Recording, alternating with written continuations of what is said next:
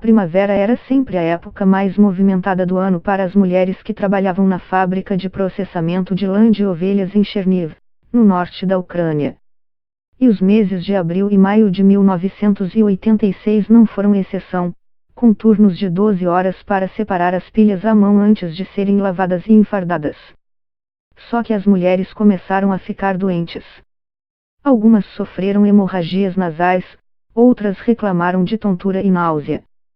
Quando as autoridades foram chamadas para investigar, descobriram níveis de radiação na fábrica de até 180 mSv/H. Hoje, em menos de um minuto, qualquer pessoa exposta a esses níveis excederia a dose anual considerada segura em muitas partes do mundo. A 80 quilômetros da fábrica ficava a usina nuclear de Chernobyl. Em 26 de abril de 1986, um reator da instalação sofreu uma explosão catastrófica que expôs o núcleo e jogou nuvens de material radioativo sobre seu entorno, como um incêndio incontrolável. Mas, na época, consideraram que Cherniv estava bem fora da zona de exclusão lançada às pressas ao redor da usina atingida, e leituras em outros lugares da cidade mostraram que ela tinha níveis comparativamente baixos de radiação. A área tinha a legenda amarela nos mapas de radiação, o que significa que a cidade não havia sido atingida com muita força, diz Kate Brown, historiadora da ciência do Instituto de Tecnologia de Massachusetts, MIT, nos Estados Unidos. Mas havia 298 mulheres nesta fábrica que receberam status de liquidante, termo normalmente reservado àqueles que documentaram exposições durante os primeiros dias da limpeza após o acidente. Brown descobriu a história dos trabalhadores de lã de Cherniv como parte de sua pesquisa sobre o impacto do desastre de Chernobyl.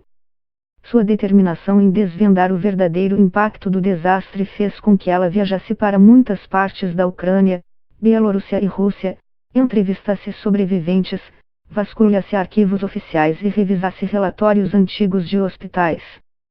De acordo com os dados oficiais, o número de mortos reconhecido internacionalmente aponta que apenas 31 pessoas morreram como resultado imediato de Chernobyl, enquanto a Organização das Nações Unidas, ONU, estima que 50 mortes podem ser diretamente atribuídas ao desastre.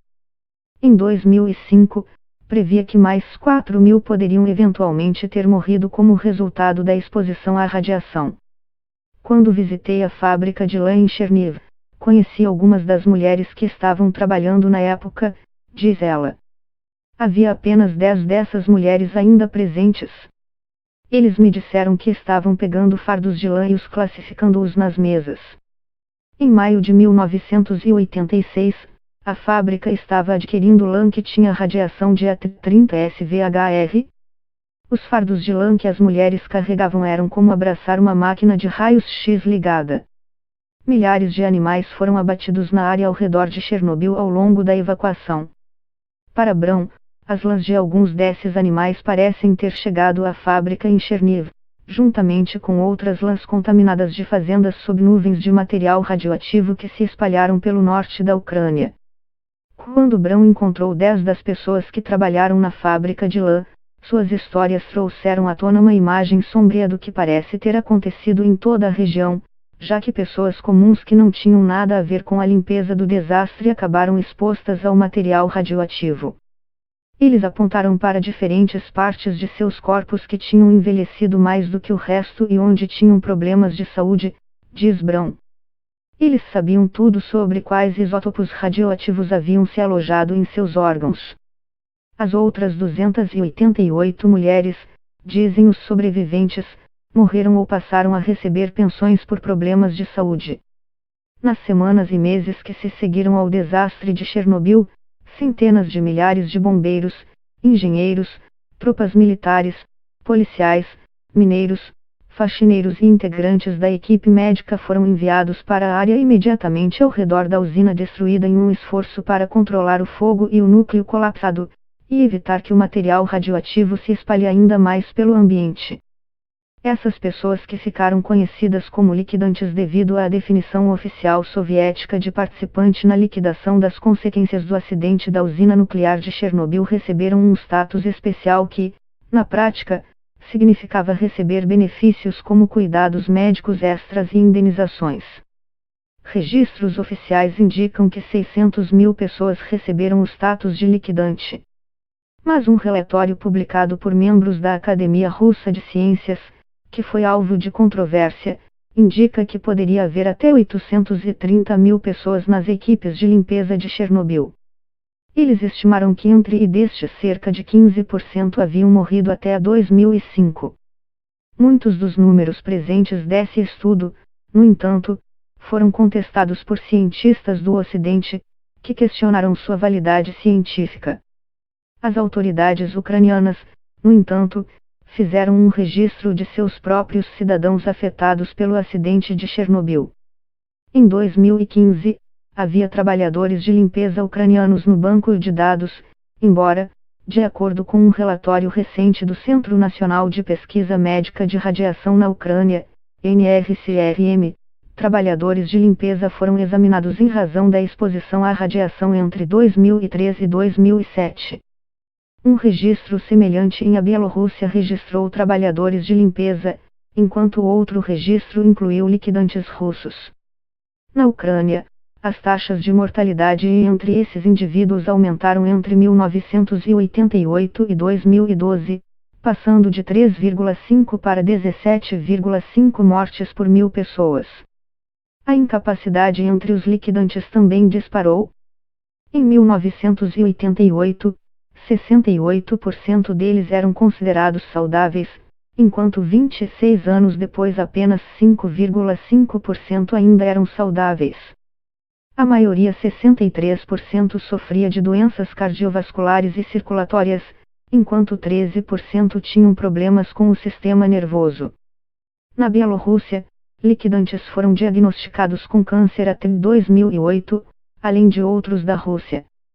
Outro grupo que suportou o peso das exposições à radiação foram aqueles que moravam na cidade vizinha de Pripyat e arredores. Demorou 1 dia e meio até que a evacuação de pessoas tivesse início. Mais tarde, outras pessoas foram evacuadas de um perímetro de 30 quilômetros ao redor da usina. Por fim, cerca de pessoas foram deslocadas em razão do acidente.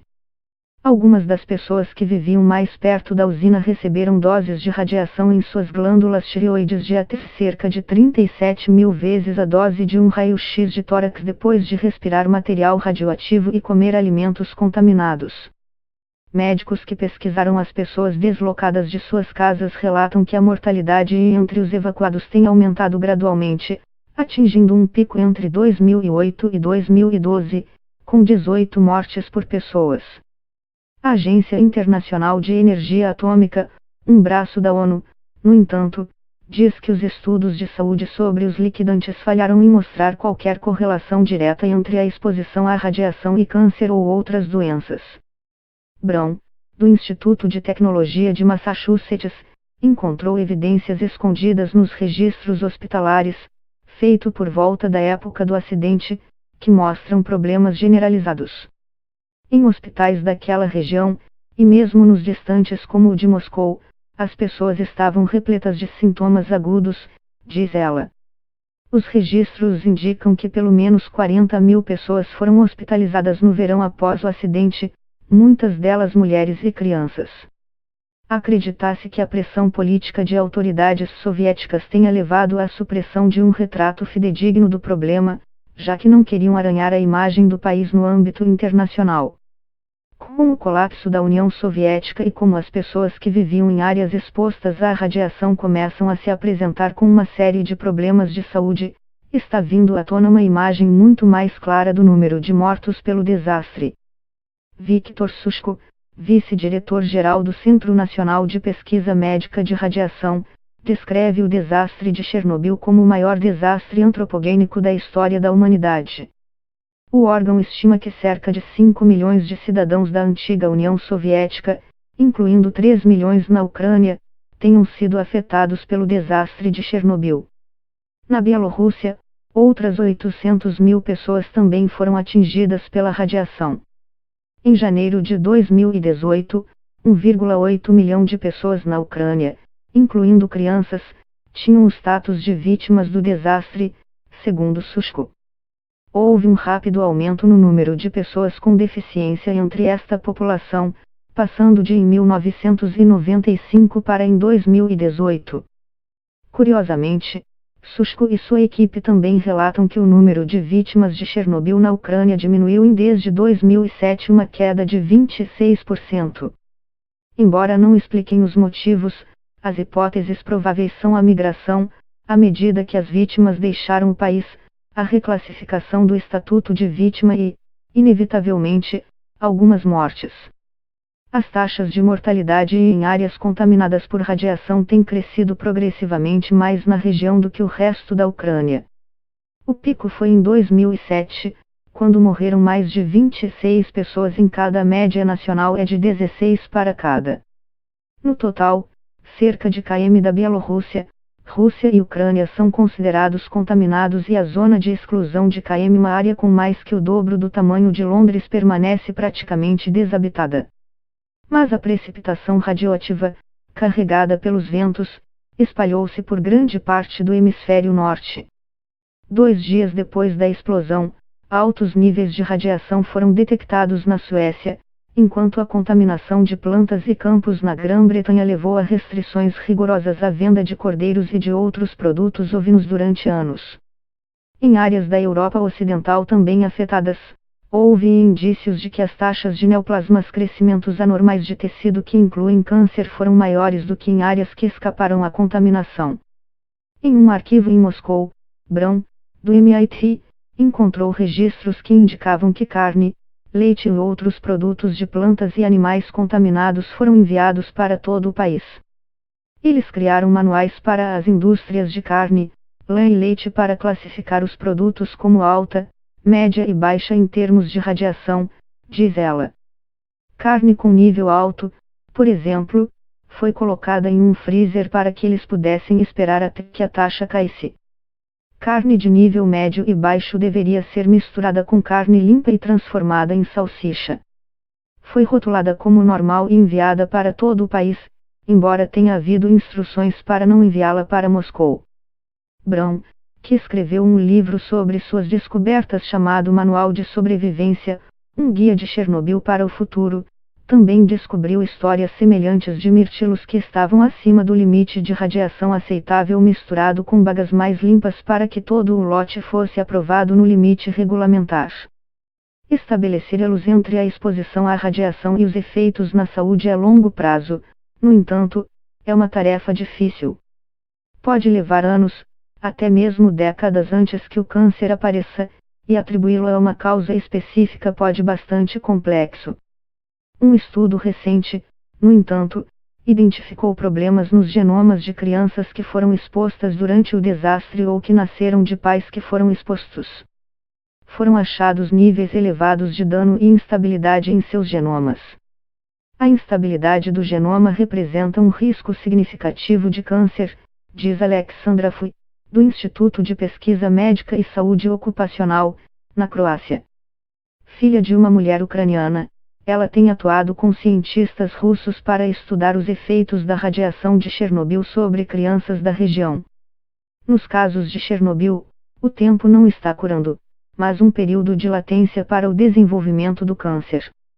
As taxas de suicídio entre as pessoas envolvidas na limpeza em Chernobyl são maiores do que na população geral, segundo estudos, que também descobriram que as pessoas que relataram viver nas zonas afetadas pelo desastre na Ucrânia tinham taxas mais altas de problemas com álcool e níveis mais baixos de saúde mental. Estabelecer um número preciso no total de mortes ao redor do mundo decorrentes do desastre de Chernobyl é quase impossível.